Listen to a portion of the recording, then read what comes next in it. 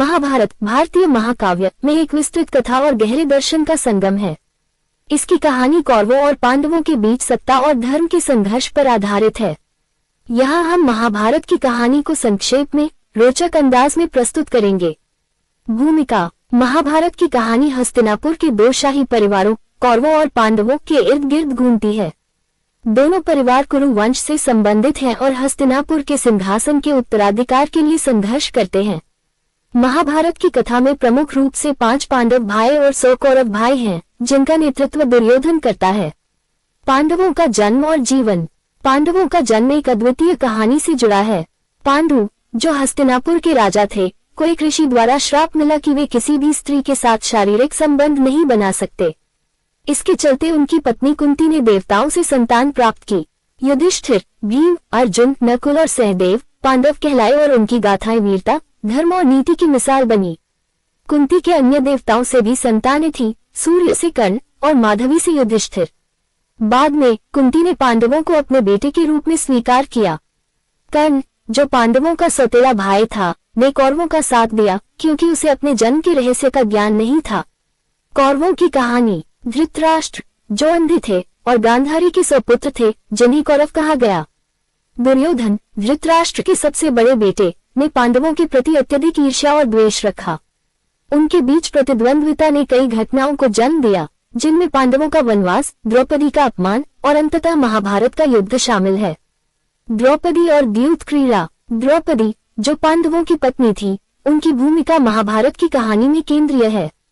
वह स्वयंवर में अर्जुन द्वारा जीती गई, लेकिन 5 पांडवों की पत्नी बनी। दुर्योधन ने पांडवों को छल से एक जुआ खेल में हराया, जिसमें उन्होंने अपना सारा राज्य और द्रौपदी तक हार दी। द्रौपदी के अपमान ने युद्ध की आग में घी का काम किया। महाभारत का युद्ध: महाभारत का युद्ध कुरुक्षेत्र के मैदान में लड़ा गया। यह 18 दिनों तक चला, जिसमें विभिन्न प्रकार के योद्धा और विविध प्रकार की रणनीतियां शामिल थीं। युद्ध की प्रमुख घटनाओं में भीष्म पितामह का शरशय्या पर लेटना, अभिमन्यु का वीरगति प्राप्त करना और कर्ण और अर्जुन के बीच का द्वंद्व शामिल है। इस युद्ध में धर्म और अधर्म की टकराहट को विभिन्न दृष्टिकोणों से प्रस्तुत किया गया है। युद्ध के मैदान में भगवान श्री कृष्ण ने अर्जुन को गीता का उपदेश दिया, जिसमें कर्म, धर्म और योग के सिद्धांतों की विस्तृत व्याख्या की गई है। अर्जुन ने कृष्ण के कहने पर युद्ध में अपने परिवार के खिलाफ लड़ाई लड़ी, जो धर्म का पालन करने के लिए आवश्यक थी। गीता का उपदेश: महाभारत के सबसे महत्वपूर्ण हिस्सों में से एक भगवद गीता है, जो श्री कृष्ण और अर्जुन के संवाद के रूप में प्रस्तुत है।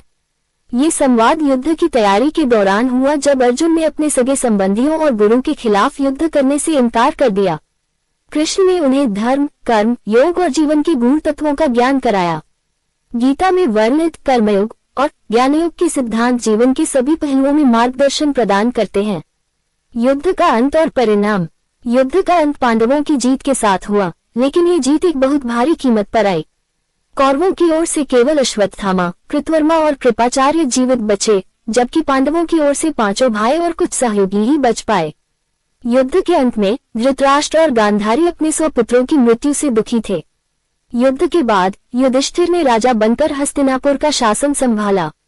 उन्होंने अपने राज्य को धर्म के मार्ग पर चलाने की कोशिश की और अंततः पांडवों ने राजधर्म का पालन करते हुए राज्य को अभिमन्यु के पुत्र परीक्षित को सौंप दिया।